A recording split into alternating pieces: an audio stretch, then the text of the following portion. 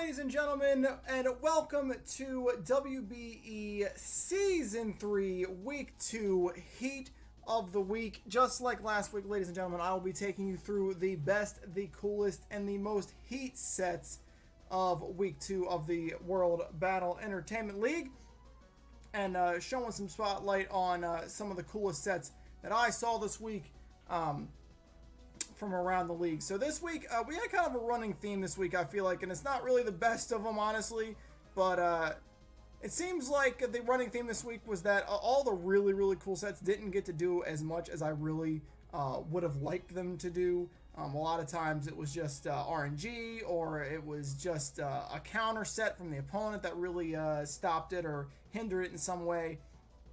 But a lot of the stuff kind of got stopped by something or other, but the sets themselves are all super, super sick.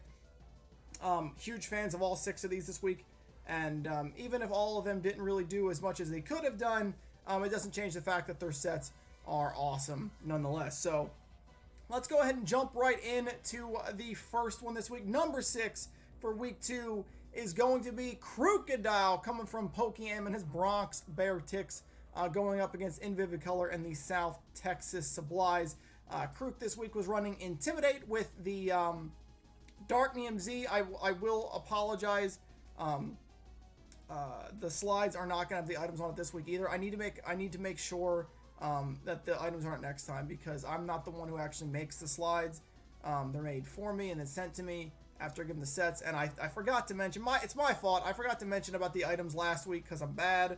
But I will make sure to make a point of it next week. I apologize for that. But for now, I'll just be saying it myself like I'm, always doing. But just so you know, he is Darknium Z, or Darkinium Z, or whatever you want to call it. He's Intimidate, 4 HP, 220 attack, 36 special attack, 4 speed, and 4 special defense, good lord, and 244 speed with that hasty nature, as plus speed minus defense, of course. And he's running Substitute, Foul Play, Stomping Tantrum, and Sludge Bomb. So immediately you guys are going to be drawn to that Stomping Tantrum. Why is he running that? So Vivid, his opponent, the Supplies, one of their main threats on Vivid's entire team is Tapu Bulu. If you guys have fought that before, you know how obnoxious it can be, and the fact that it brings out grassy terrain when it hits the field. And Stomping Tantrum, unlike Earthquake, does not take a power drop under the effects of grassy terrain, which is a brilliant, brilliant tech from Pokeaim here. Sludge Bomb obviously is for Tapu Bulu as well, that quad super effectiveness. And then you've got Foul Play, which Z Foul Play does, I believe he said it's 96% minimum to a max defense Mew. So after Stealth Rocks, it is a guaranteed one-shot to be able to take out that full defensive wall. And then, of course, Substitute, another brilliant play to go up against the grassy terrain, since he would actually heal himself after subbing because of the grassy terrain healing everything that's on the ground. This set is super, super cool. It took really good advantage of a lot of the stuff that Vivid's team was supposed to do, and honestly looked like it was in pretty good position on the team matchup to do a lot of work, but then this little thing, you guys may have heard of it, it's called RNG, kicked in, and on his literal first switch in, I believe he was predicting Crunch. He was in Bronzong against the Mega Sharpedo, predicted the Crunch, switched into Krook. Vivid made a really good prediction, clicked Waterfall instead, and it crit.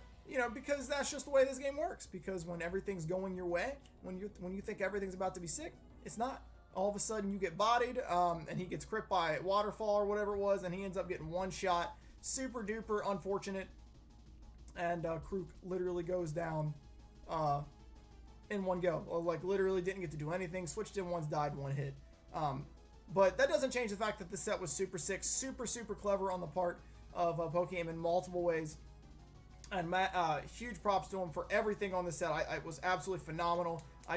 Man, I wish it would have done something, Man, I wish RNG didn't kick in there and stop him. But either way, good set from Joey there. So coming in at number 5 this week, we've got Kyle A and his Miami Dawn fans. And he is running Cresselia. Now, Cresselia, as you guys are aware, is one of the most obnoxiously annoying Pokemon to ever exist. One of the most defensive walls, both ways, defense and special defense, you've ever seen. Absolute nightmare. But this week, it makes the list for a really cool tech that Kyle himself was really excited about in the video, if you watched his battle this week. and I thought was really cool as well. So he's going against 6-foot hacks and the Durham Druddigons. This Cresselia is going to be Rocky Helmet. Again, no item. Sorry about that. Levitate, max HP, max defense, 4 special defense with that bold nature, which is going to be plus defense minus attack.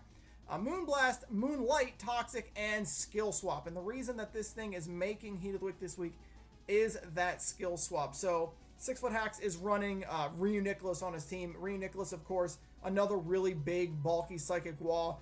But the one thing it really has over Cresselia is instead of having Levitate, which is a good ability in its own right, of course, instead of having that, it is running Magic Guard. Stops you from taking any damage outside of your actual attack damage. So, Stealth Rocks and Spikes and Rocks, and Toxic and all that stuff, all virtually worthless. And that is the play that Kyle's making this week. And that's exactly why he makes Heat of the Week, because the Cresselia was built to Toxic fight Reuniclus specifically. It has Toxic to hit it.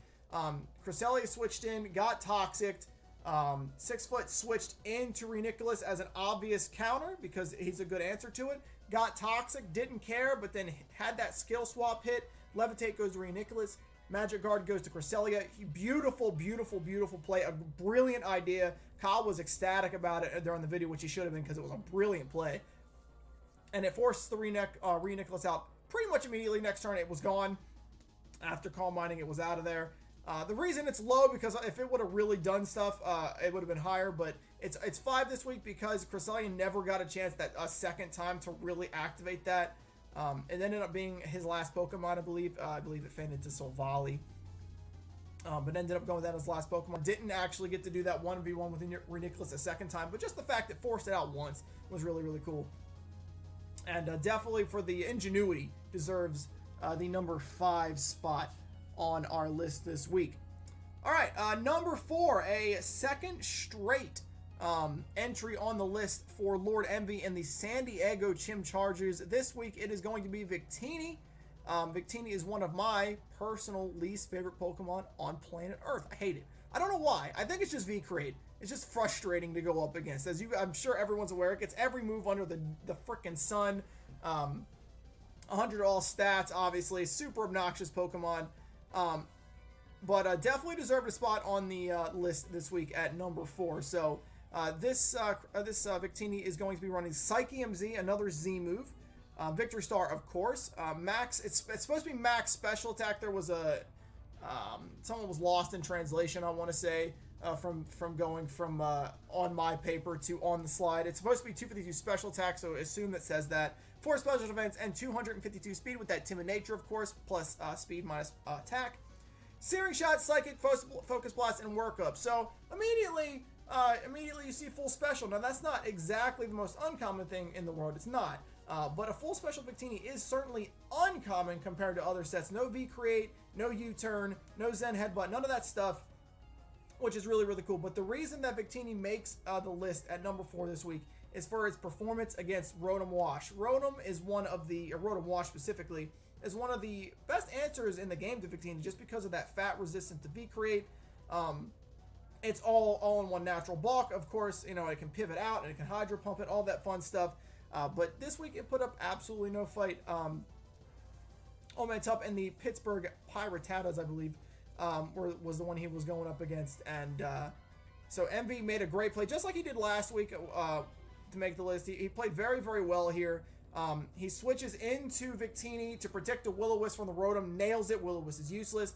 And then predicting him to not click Hydro Pump, he actually work-ups in the face of Rotom Wash, predicts that correctly as Rotom predicting to switch, click Toxic, which meant very, very little. And then on the next turn, he clicked that Z move, Z Psychic, that Shattered Psyche came through and absolutely leveled Rotom Wash in one hit. One of the really, really good responses of Victini in the entire game.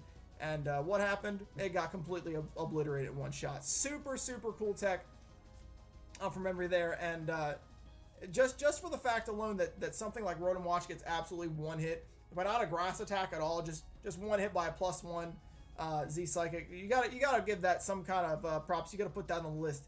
And for that, he gets number 4.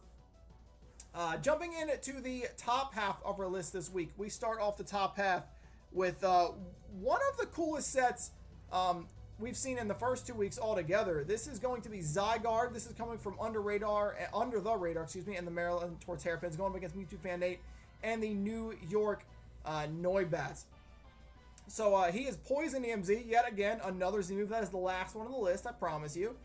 Poison EMZ, though, running that Aura Break with 96 HP, 4 defense, 248 special attack, and 156 speed. That modest nature, Earth Power, Sludge Wave, Core Enforcer, and Hidden Power Flying. A full, specially offensive Zygarde 50%. That is sick. No Thousand Arrows, one of the best moves in the entire game. No Dragonance, one of the best setup moves in the entire game. No Extreme Speed, none of that. Completely special from top to bottom, and that is super sick on its own. But the moveset is super cool as well. So Earth Power and Core Enforcer, of course, just stab. Sludge Wave is to combat Sylveon, and Hidden Power Flying was super cool. It was built to combat an otherwise really good response. One of the few really good responses to Zygarde, and that's Chestnut. Of course, doing that quad damage with that modest nature, all that special attack EV, super cool on his part. Honestly, Zygarde would have been higher on the list if it wasn't for the fact that he kind of got popped by, well, counter gameplay from Mewtwo Fan 8, which you gotta respect. He was running a Koba Berry on his Chestnut, which of course is cutting down super effective flying type damage on him. So even though he got hit by the Hidden Power Flying, it didn't do all that much damage. Chestnut was able to counter back with, I believe, a Wood Hammer, which did a lot of damage. Didn't quite kill, but did a lot of damage. Died the next turn in the Core Enforcer, and then Zygarde got revenge killed next turn by an Ice Shard from a Cloyster, which Cloyster was on Heal the Week last week, of course. But, you know, that's the way it goes sometimes. It was a cool play, nonetheless. And a super sick set to see a full specially offensive Zygarde. You got something you got to respect. And even though he didn't get to do a whole lot, he still did kill a Chestnut, which normally you'd assume as something that beats Zygarde 50, one of the few things that really can do it really well. And he lost to it. So you got to give him that. And number 3 this week for Zygarde, 50%. So now we get to jump into the top 2, and I absolutely love both of these sets this week. Starting off the top 2, we've got Dan, aka A-Drive, and his Minnesota Vikavolt going up against Duncan and the Free State Torcats, and his choice banded Passimian. This thing was an absolute nightmare for Duncan this week. Such a monstrous set. So he's running that Defiant, which of course is if you lose any stat, you gain +2 to your attack. Max attack, 204 defense, and 52 speed. That EV spread is super cool and super duper important that he has all of that defense and is lacking on a lot of that speed. Adamant Nature, Close Combat, U-Turn, Rock Slide, Knockoff. And the reason this thing was such an absolute monster is because of Duncan's Mega Tyranitar, which, because of all that defense, because of all that bulk in the Passimian, excuse me one second. Sorry, something in my throat. Because of all that defense on the Passimian, it was really rough for the Tyranitar to ever really do much to him. So every time Tyranitar came out, Dan was just able to counter switch that with the Passimian, come in, take a hit, whether it's resisted rock, resisted dark, and then fire off an adamant, choice banded, absolute monstrosity of an attack on his opponent. And just because of that, he was putting just a massive amount of pressure on Duncan's team. The biggest reason he makes heat of those this week is because of his knockoff. You had Duncan and Mega T-Tar. He switches into Hitmontop, who has Intimidate, of course. Lowers Passimian's attack, but of course that Defiant counters that. It's going to raise his attack by 2 to +1. And then Adamant choice banded knockoff to a Hitmontop. A resisted non-stab hit. Did like 45%, I want to say. Knocking off his Rock Helmet, which is just baffling. That is, you could see like the shock in Dan's face even when it happened. Like, holy crap, that did a lot of damage. Later in that match, same kind of situation. He was able to kill or feint the Hitmontop with a close combat later, and he just kind of went in. Passimian didn't do as much as it could have done, but only because Dan kind of took control of the match a little earlier than I expected him to. And because of that, Passimian didn't really have to come in and out, but he was in a position to really just just do a lot of work for Dan this week. And whether or not he actually got to do all of it, just the fact that he was so powerful, the fact that he did so much with that knockoff to him, on top of the fact that he ended up getting the kill and pretty much just completely stifled Mega Tyranitar the entire week was super sick and definitely deserving of a spot on the list this week. And that leads us, boys and girls, to number 1 for week 2. Last week, it was Duosion. This week, we're rolling with Empoleon. Empoleon, dude, one of the best starters of all time. Don't at me, all right? It's the truth. Mr. Talent and the New York Marauders against Pokemon and the New Orleans Pelipers. Slick Daddy was his nickname here. Gotta love that. And his item, most important item of the week, boys and girls, he is running a weakness policy. Absolutely phenomenal. So he is Defiant as well. Not that that matters, but he is. 44 HP, 244 special attack, and that 220 speed, that modest nature plus special attack, modest attack. Surf, Grass Knot, Ice Beam, Agility. This was such a sick set. Empoleon for me is one of the best competitive, or one of the best draft league Pokemon ever. Literally ever, because he can do so many things. It's actually insane how much he can do. Of course, he can set rocks, and of course, he can get rid of rocks, or any hazards for that matter with Defog. He can fish for burns with Scald, one of the most annoying moves in the entire game. But more importantly, he is easily able to be offensive or defensive. And a lot of time, a lot of people will just look at him and think defense, special defense. He's going to be a wall. He's going to set up rocks. He's going to defog. He's going to burn, you know, etc., etc. He's going to try to whirlwind stuff or roar stuff away, etc. So sometimes you can really catch a person off guard with this offensive threat, and that's exactly what happened. So Empoleon's EV spread super duper important here. That 220 speed ensures that he is outspeeding a Scarfed Magneton, which is on Pokemon's team, of course. And then on top of that, that 44 HP, as minimal as that 44 HP is, it actually allows Empoleon to live a Thunderbolt from Scarfed Magneton, I think 87.5% of the time. And it also allows him to live Earth Power from a Mega Diancie. Both those moves, of course, super effective and will pop that weakness policy, which is exactly what he was going to do. Talent made a absolutely beautiful play. He switched Empoleon in directly against Diancie, which was super ballsy. And to myself, I thought, what is he doing? Is he going to Aqua Jet or what's going on?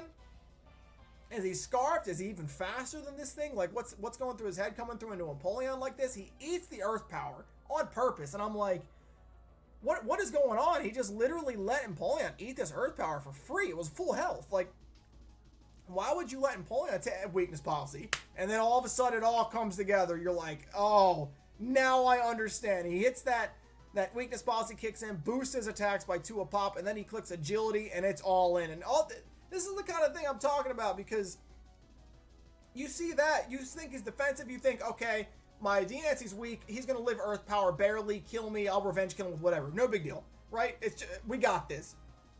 And then when that weakness policy kicks in, that agility kicks in, all of a sudden you've got yourself a monstrous sweep on your hands that you had no idea was coming. And that's exactly what happened. He lives that Earth Power, pops that weakness policy, hits that agility, ended up killing Diancie with Grass Knot.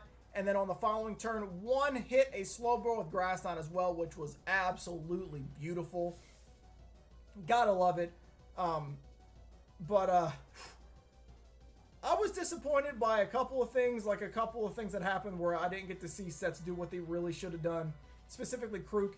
But this was the most devastating for me, I think. For me personally this week, he took out the Diancie, he took out the Slowbro, and then he ran head on, face to face, with what turned out to be a Scarfed Salamence. And it's just not possible for an Empoleon at +2 to outspeed a Scarf Mence. It's just not. He's not fast enough. Mence is pretty fast.